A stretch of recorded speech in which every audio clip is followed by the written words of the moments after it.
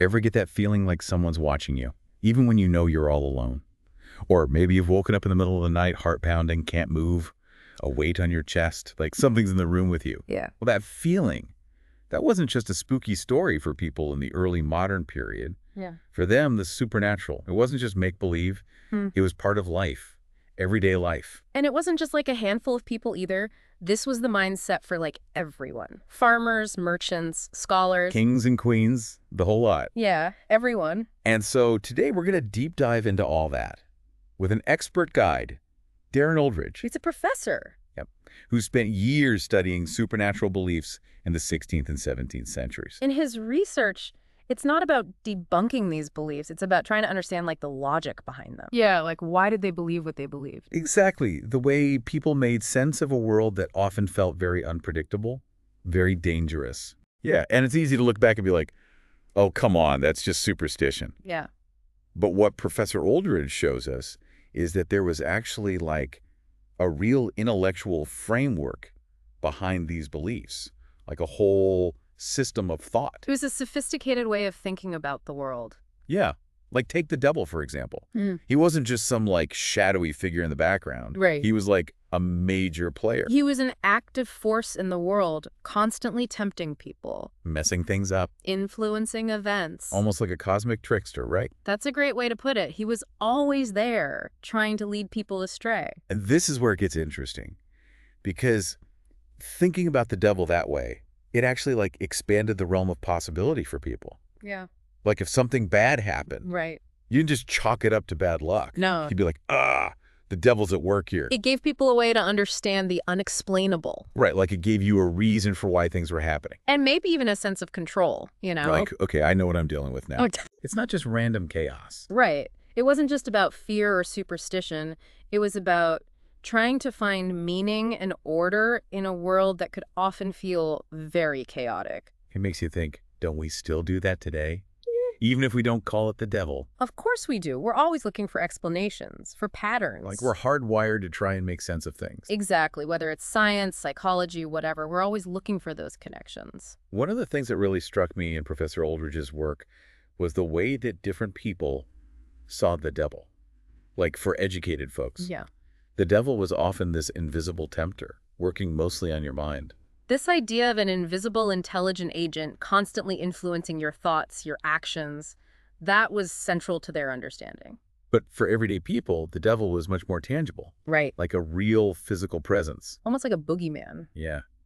Professor Oldridge actually shares some pretty vivid descriptions from folklore, like the devil sneaking down chimneys, Lurking in fields at night. even disguising himself to trick people.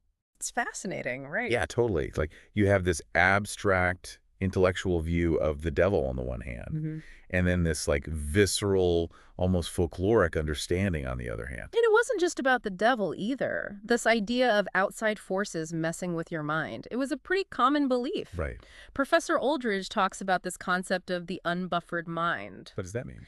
Basically, the idea that the mind wasn't like this self-contained thing. It was open to all sorts of influences. Like open to the elements. Yeah, and including, of course, demonic ones. So like the devil could literally put thoughts into your head. They believe that, yes. Anything from little whispers to, like, shocking images, even blasphemous thoughts. Oh, wow. So it's like having a constant stream of pop-up ads in your brain? But way worse. Yeah, because these ads are trying to lead you down the wrong path. Exactly, to make you doubt yourself, your faith, everything. And it's interesting because Professor Oldridge connects this idea to his own experience with intrusive thoughts. Yeah, he talks about how these sudden, unwanted thoughts, sometimes dark, sometimes disturbing, how they made him realize how vulnerable the mind can feel, you know? Like how easily it could be influenced by stuff we don't understand.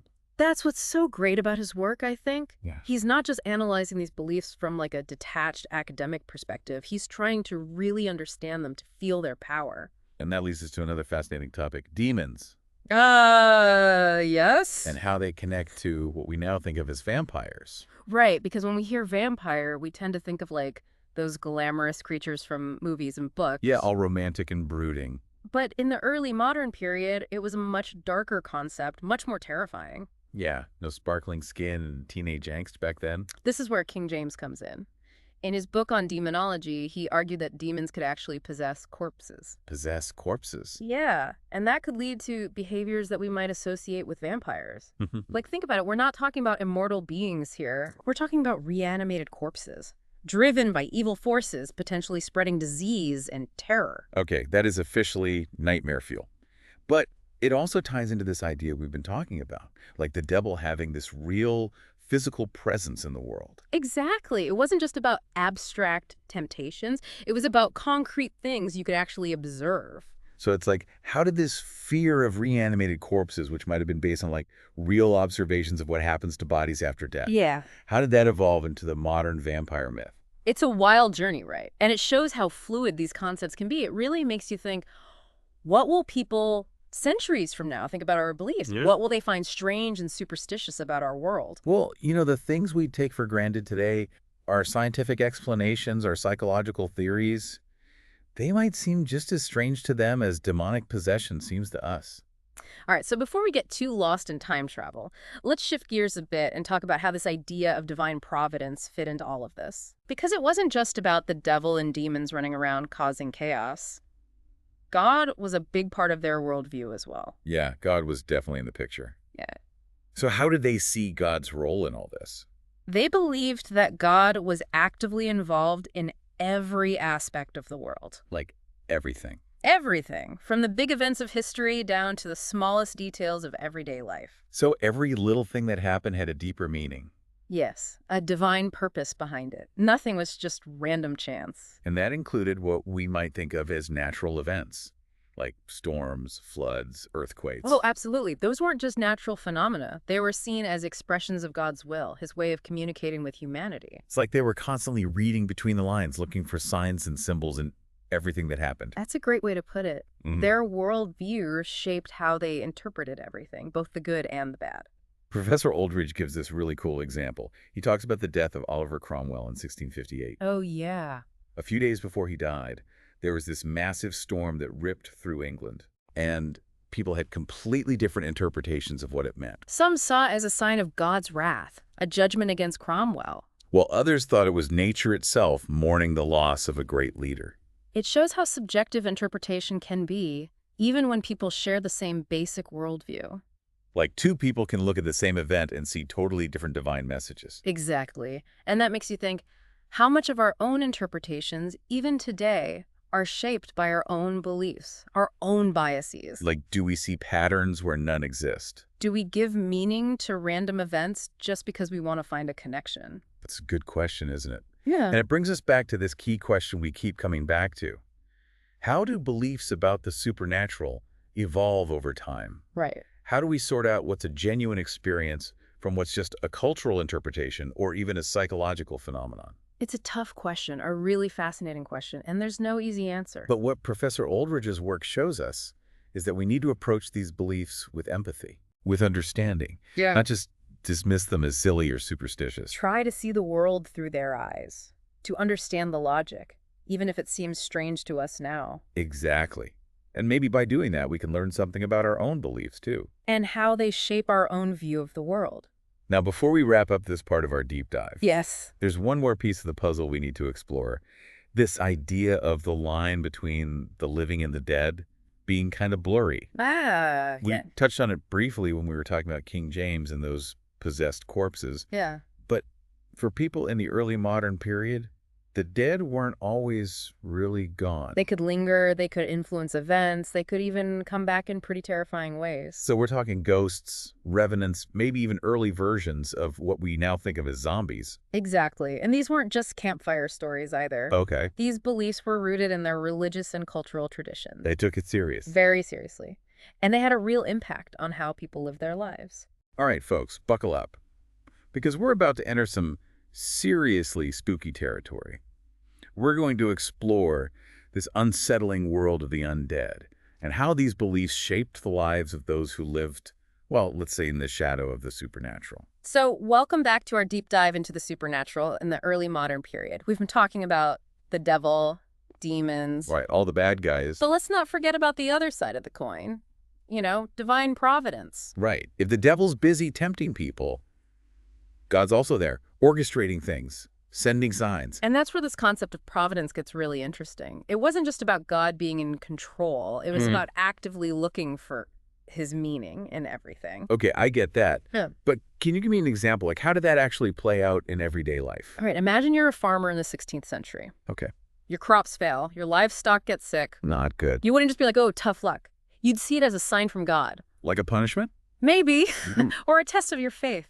So everything, even something like a bad harvest, had this spiritual meaning attached to it. Exactly. And it wasn't just personal stuff either. It applied to big events, too.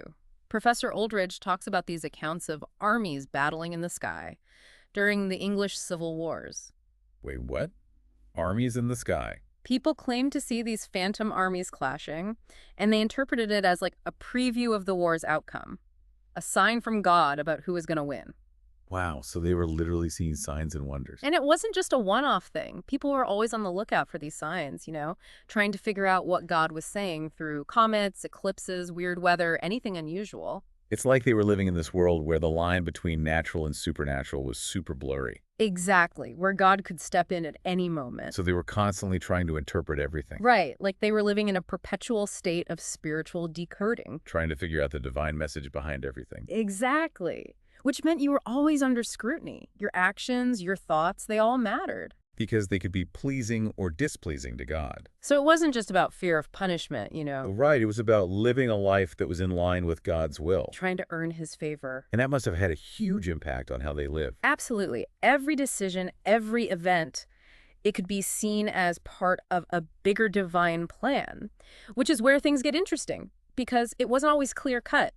Different people could interpret the same event in totally different ways. Like that storm before Cromwell died. Exactly. Some saw it as God's judgment, others saw it as nature mourning. Same storm, different messages. It shows how subjective interpretation can be, even when people share the same basic beliefs. Which makes me wonder how much of our own interpretations, even today, are influenced by our own biases. Of course. We see patterns where there are none. We give meaning to random things because we're looking for it. It's human nature to try to make sense of things, to find those connections. And in a way, that's what these early modern beliefs were all about. Trying to find meaning and order in a world that could feel very chaotic. Exactly, and unpredictable. This has been fascinating. So far, I'm really starting to get how their worldview shaped their whole experience of life. Good, I'm glad to hear that. But before we move on, I want to go back to something you mentioned earlier about that blurring of boundaries between the living and the dead. It seems like there was a real sense that the dead weren't completely gone. Right, they could still have a presence and influence. And not always a good one, right? Not always. So what did people believe about the dead? And what forms could these, let's call them unquiet spirits, take? Well, you've got your classic ghosts apparitions of the dead, often tied to some unresolved issue. Seeking revenge, that kind of thing. Exactly, like Hamlet's father. Right, those ghosts that haunt the places where something terrible happened. It's a fear that seems to be pretty universal, even today. Definitely. But there were other, even scarier entities too, right? Oh yeah, revenants. Revenants, what are those? More like physical beings, animated corpses, sometimes driven by demonic forces. So like proto-zombies. You could say that, but with a bit more theological baggage. Meaning what? They weren't just mindless creatures stumbling around. They often had specific motivations, like revenge or spreading disease. Okay. Yeah, not something you want to run into in a dark alley. Not at all. But what about the more intellectual side of things? How did scholars and theologians try to explain these revenants? Well, King James, our demonology expert, Right. Now, him again. he believed that demons could inhabit corpses, animating them, using them to do their dirty work. Like puppets. In a way. He even describes them opening doors, moving objects, even speaking through the mouths of the dead. That's even creepier than zombies. It gets under your skin, doesn't it? Yeah. But the point is, even learned people were trying to rationalize these phenomena within their own belief system. Trying to fit these scary experiences into their understanding of the world. Exactly. And it brings us back to that fundamental question. What do we do with experiences that don't fit our current understanding? Do we just dismiss them? Or try to force them into our existing worldview? How do we make sense of the things that scare us, the things we can't explain? Big questions, right? And we've come a long way in terms of science and medicine. We have. But there's still things we can't easily explain, like sleep paralysis. Ah. Today, we have a medical diagnosis. Yeah. But imagine trying to explain that back then, with all those beliefs about demons and vampires. You'd probably be labeled a witch. No doubt. Hmm. Professor Oldridge even points out that the symptoms of sleep paralysis, That feeling of being trapped, the pressure on your chest, sense of a presence. it all lines up with descriptions of demonic attacks and vampire encounters. So maybe some of what they thought was supernatural back then actually has a more rational explanation. Maybe. But then again, who's to say our current understanding is the be-all and end-all? Good point. We don't know everything. There might be things we haven't figured out yet. Makes you think, doesn't it? It's humbling, isn't it? Realizing how much our perception of reality is limited by our current knowledge and beliefs. What we think is fact today might be laughed at in the future. And vice versa. It's all about keeping an open mind, Questioning our assumptions. considering different perspectives. Who knows what mysteries are still out there? Perhaps some of the things that terrified our ancestors weren't so far-fetched after all. Or maybe they were just products of their time, anxieties expressed in a supernatural language. Either way, it gives us a fascinating glimpse into the human mind, our capacity for both wonder and fear. And our constant need to make sense of the world. Exactly. Okay, we've covered a lot today. The devil, demons, the undead. Quite a journey. But before we wrap up, I want to go back to this idea of providence. Okay. You were saying it wasn't just about God being in control, but about actively seeking his meaning in everything. Can you unpack that a bit more? How did that belief shape their daily lives? Imagine living in a world where every little detail was infused with divine significance. The wind blowing, the clouds, the birds chirping, all potential messages from God. So like they were constantly decoding reality. Exactly, looking for hidden meanings, divine messages everywhere. And it wasn't just about passively accepting God's will. Right. It was about actively trying to understand his purpose. And to live your life accordingly. That must have been both exciting and terrifying. Well, absolutely. The thrill of being connected to something bigger than yourself. But also the fear of misinterpreting a sign or missing a message. That tension between awe and anxiety, it runs through a lot of Professor Oldridge's work. The world is a mysterious place, full of danger, but also wonder and divine purpose. And navigating that tension, finding meaning amidst the uncertainty, that was a constant challenge. It's interesting how these beliefs, which seem so strange to us now, Right. actually reflect some very basic human needs. The need to find meaning, to make sense of our experiences, to feel connected to something bigger. It's all part of being human, isn't it? What strikes me is how this idea of providence actually intensified their experience of the world. Everything had meaning, everything had purpose. Even the most ordinary thing. Exactly. It was like living this heightened reality where the spiritual and the mundane were constantly intertwined. It makes you wonder if our own worldview is limiting our experience in some ways. What are we missing because we've closed ourselves off to certain possibilities? Are we too quick to dismiss things we don't understand as just superstition? Or could there be something more to them? Now there's a thought-provoking question. Indeed. Mm-hmm. Something to ponder. Definitely. But before we get too lost in those thoughts, let's take a quick break. Okay. We'll be back in a flash to continue our exploration of these fascinating beliefs. And we're back, folks. Still deep diving into the world of supernatural beliefs in the early modern period. And before the break, we were talking about how for people back then, the dead weren't always truly gone. Right. You know, it's interesting how this whole idea of the dead lingering, it wasn't just about fear. Oh. It also kind of reflects this deep longing to stay connected with loved ones, even after death. So it's a double-edged sword. Like fear of the restless dead, but also this desire for them to stick around. Exactly. Like, think about mourning rituals. Okay. A lot of them were designed to help the dead move on to the afterlife, you know, to keep them from getting stuck here as these restless spirits. Right. But at the same time, there was also this belief that the dead could offer guidance, protection, that they could actually intervene in the lives of the living. Okay, so let's talk about those unquiet spirits then. The ghosts, the revenants, maybe even some early versions of what we now call zombies.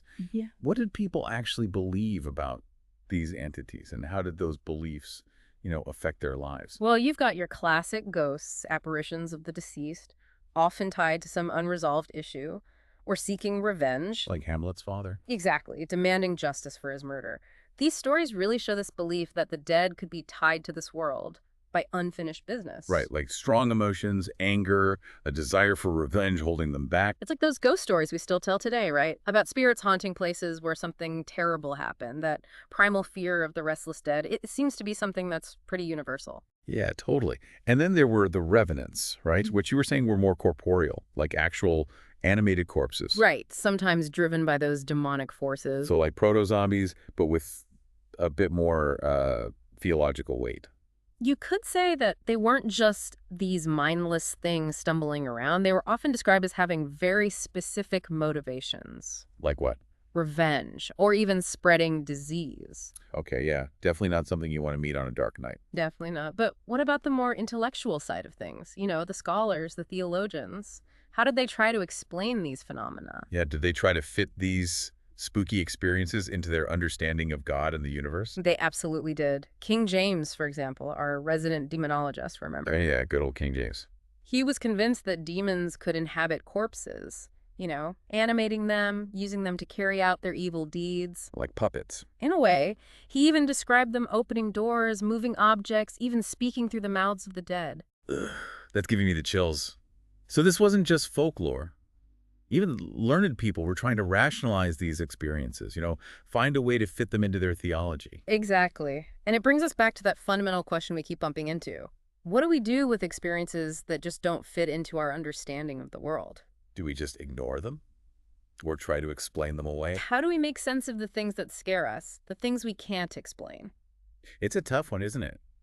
I mean, we've learned so much with science and medicine, We have. but there are still things that we can't quite explain, like sleep paralysis.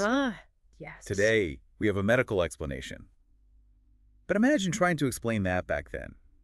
With all those beliefs about demonic attacks and vampires, They would have thought you were possessed. Or a witch. probably, yeah. And it's funny because Professor Aldrich points out that the symptoms of sleep paralysis, The feeling of being trapped, the pressure on your chest, the sense of a presence. it all sounds exactly like those descriptions of demonic attacks or vampire encounters. It really does make you wonder, doesn't it? How much of what they thought was supernatural back then might actually have a more, rational explanation. Perhaps. But then again, who's to say that our current understanding is the be-all and end-all? Maybe there are things that we just haven't figured out yet. It's a humbling thought, right? Realizing how much our perception of reality is shaped by what we currently know, what we believe. Exactly. What we call fact today might be considered fantasy in the future, and vice versa. It's all about staying open-minded, Right, questioning our assumptions. considering different perspectives. Who knows what mysteries are still out there waiting to be discovered? So as we wrap up this deep dive into the supernatural world of the early modern period, Yeah. what are some of the key takeaways? What can we learn from all of this? Well, I think one of the biggest takeaways is that our understanding of the world, it's always changing. What seems like fantasy today might be commonplace tomorrow. And what we take for granted now might be seen as primitive superstition by future generations. It's all about perspective, isn't it? It is, and it's about recognizing that there are limits to our understanding. That the things we fear, the stories we tell, they reveal a lot about our anxieties, our desires, our deepest hopes. It also shows just how powerful belief can be, how it shapes our reality, the way we interpret things, even our own experiences. Professor Aldrich encourages us to approach these early modern beliefs, not with judgment, but with empathy, with curiosity. Let's try and understand where they were coming from. Exactly. And by doing that, we might gain a deeper appreciation for how complex human belief really is. And how blurry that line between what we know and what we don't know can be. Exactly. Well, it's time for us to step out of that shadowy world of the early modern period and back into our own time, Back to the present. maybe with a renewed sense of wonder and a healthy dose of skepticism about our own beliefs. Before we go, I want to leave you with one final thought. If we lived in a world where those supernatural forces were just an accepted part of reality, how would that change the way we understand ourselves? The world around us? It's something to think about, isn't it? Definitely something to ponder. Well, that's a wrap for today, folks. If you want to learn more about these fascinating beliefs, we highly recommend checking out Professor Aldrich's book. And as always, we encourage you to share your own thoughts and experiences with us. Until next time, keep exploring the world with an open mind and a curious spirit.